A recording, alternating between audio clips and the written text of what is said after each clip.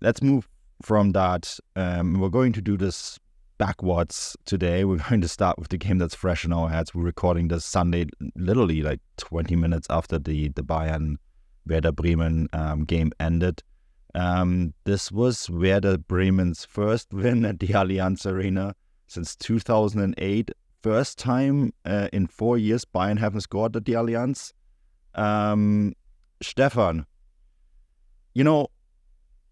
I kind of feel this result has been coming for Bayern because they had a couple games. The Hoffenheim game wasn't good. The Köln game before the winter break where they won 1-0 but didn't really do much either wasn't good. I kind of feel like this result has been coming from a team that just kind of looks tired and jaded.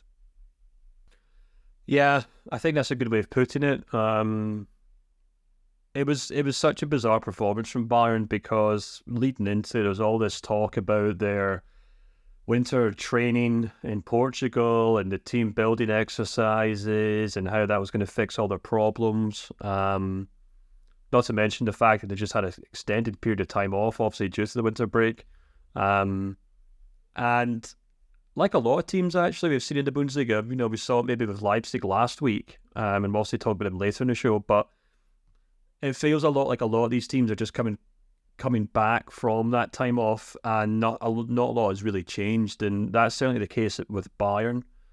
The thing that really struck me in this game was that obviously Bremen played really well, both defensively and the way they were set up to counter-attack. They had so much pace up front, but Mitchell Weiser in particular, like even long before he scored that goal, really, in the first half actually as well, he was just really bombing down that right wing, and it was obvious that Werder Bremen were making a point of exposing the gaps that Bayern were leaving behind them, which was behind Davies and the lack of kind of space behind De Ligt, or rather the lack of speed behind De Ligt. And they broke through a number of times, and Bayern were really asking for trouble. But from a Bayern point of view, what really kind of concerned me was the fact that they just kind of went through the motions. It felt to me they were very slow with their passing. They were very sloppy with their passing as well. That's the thing that really struck me as well. A lot of the passes just went straight out the pitch, and they didn't go to the people they went to. And when they did, it was really, really basic stuff. It was back to front, that kind of not melodrome. What's the word? Metronome. Metronome. That's the word. That metronomic passing from just kind of side to side from Goretzka and Kimmich, and I think they were just kind of expecting Bremen to crumble, and they never did. And it asked serious questions of Bayern's attack, and they weren't able to really do anything about it. And you can argue about the XG and stuff. This is the poorest XG they've had all season. I think it stood at 1.5 when I checked. Their worst XG so far this season was 2.0 against Heidenheim, which they surprisingly won 4-2 at the Allianz Arena. So considerably lower than just about any time. It's the first time in like a bazillion years they haven't scored at home. And yeah, they just look jaded, tired, and all out of ideas. Yeah, Matt, do you agree with that? I do, and I'm surprised that they look the way they did, because surely after having, as Stefan was hinting at, after having the winter break and then I think a 4-day break in the sunshine in the south of Portugal, to come back looking so tired and so heavy-legged was very surprising. A classic case really of being unable to break down a deep line defence. Let's not take anything away from Werder Bremen at all. Came with a game plan, sat very, very deep, very, very disciplined, very well organised. Couple of decent saves from Michael Zetterer in goal. So I mean, you need that. You need a bit of luck. You need a bit of quality in goal to get away with it, and they absolutely did. They had options on the break. You mentioned Jinma and Weiser, the outlets that they provided. But it's difficult. I think it's probably one of the most difficult situations for any team to find themselves in, having all that possession and having to break down those two deep lying banks. It really is difficult, whether you're playing against the top team in the Champions League doing it, or whether you're playing against bottom Bundesliga, bottom half Bundesliga opposition, or even lower down. Two banks of four are hard to break down. Bayern were very narrow. I found that strange. They consistently insisted on playing through these very narrow, tight central areas where I thought they were getting absolutely nowhere. I thought some of the bits of joy they did have when they did actually move out wide, put crosses in, particularly later when they had to promote on as well. But even then, nothing was really converted. You had the Harry Kane header, which came back across the face of goal. No one was there. Mathis Tel drew a great save from Zettler onto the post later on. Apart from that, I can't really think of any other major opportunities that they really created. So really pretty blunt and uninspiring performance, Phil. Yeah, I mean, if you're really honest, Werder Bremen scored twice. I mean, this is in similar fashion as well. In similar fashion, right? The Ninja goal in the first half, which I actually think should have stood. I do think it's a foul on Musiala, but I don't think that is the sort of game-deciding moments we brought VAR in for. It's totally not offside. Totally agree. It's not offside. It's not a penalty. It's not the ball didn't not cross the goal line by 2 centimeters. It's a tiny foul in the build-up, which is again not what we brought VAR in for. So I actually think that goal should have stood. And it also kind of illustrates how well Werder Bremen did hit Bayern Munich in transition. And there were some opportunities that they created even, after they scored the goal. Of course, the last 10, 15 minutes, it was all Bayern Munich.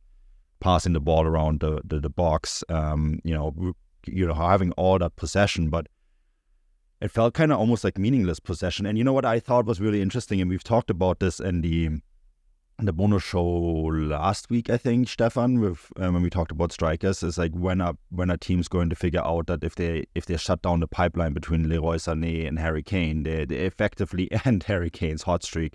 And you could see that there. They isolated the two from one another, and then all of a sudden this attack goes lame. Yeah, I thought Matt made a really good point about how narrow Bayern were playing, and it's almost like they play into their own kind of faults at times, because we've seen so much this season. And really, since Kane joined the club, the way that Tuchel has tried to accommodate all these players is he's more or less played Sané and Musiala almost like second strikers off Kane. At times they're almost like on either shoulder of him, really, when Bayern line up. And obviously that can work to devastating effect. We saw a few times, it did work a few times when they played like 1-2-3s or 1-2s on the edge of the Bremen box, and someone like Jung would come in with a last-minute challenge. And yeah, that works really well, and maybe that's kind of something that will work for them superbly well in the Champions League when more attacking teams come at them. But it does feel like that's kind of like their plan A, B, and C. And I think it's quite telling if you kind of look at which players have got the most assists for Bayern this season. You've got Leroy Sané sitting on 11, Harry Kane sitting with 8.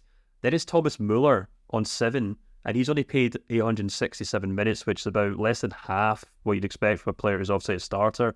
And, Müller is more or less a kind of super sub this season.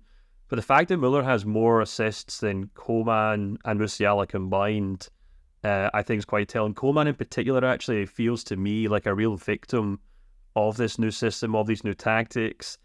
Doesn't really seem to know what he's doing in this team. Whether, because it felt in previous iterations of Bayern, particularly with Hansi Flick, he was a very direct player, but he knew exactly what to do. You get to the line, swing the ball in. There was Lewandowski waiting for it, or if he was playing on the left, he knew how to play a 1-2 with someone. In this team, he seems like a complete afterthought. Similarly, Alphonso Davies, a complete shadow of the player he once was. You could kind of pick apart his defensive play for that goal, which I think in a lot of ways does kind of sum up almost how half-hearted he feels at times for Bayern this season. But even in an attacking sense, he just kind of strikes me as a player who's just kind of going through the motions, doesn't have any clear instructions as to what to do. And as Matt says, it feels like the entire team is built around getting the ball into that kind of danger zone on the kind of semicircle of the Bremen box. But, if the opponents kind of stack that with 2 lines of defence, then, Bayern do struggle. And it's going to be a really interesting kind of couple of days now, because we're not that far off the period when Nagelsmann got sacked. Okay, maybe about 6 or 7 weeks, 8 weeks. But, Bayern decided to kind of pull the trigger of Nagelsmann after he was undefeated in Champions League, and he was just, I think, 2 points off the top of the table. And now look where Bayern are right now. That's 2 defeats in the last 5 games, I think.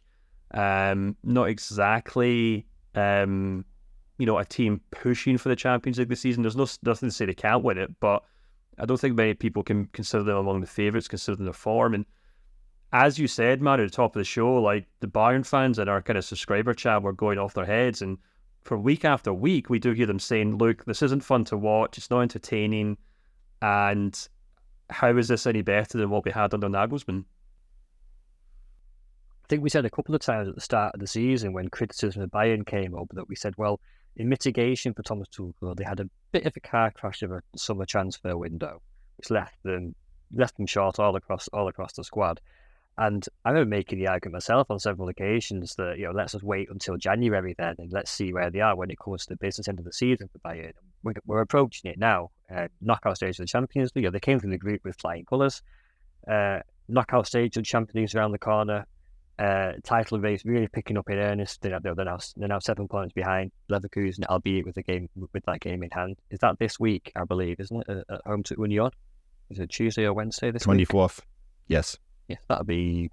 Can't do the maths. Tuesday, Wednesday. Wednesday midweek. Yeah.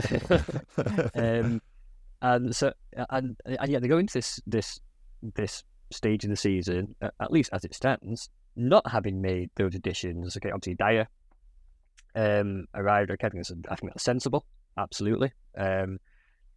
Is it the midfield anchor creative player that they so sorely lack to add to creativity from midfield?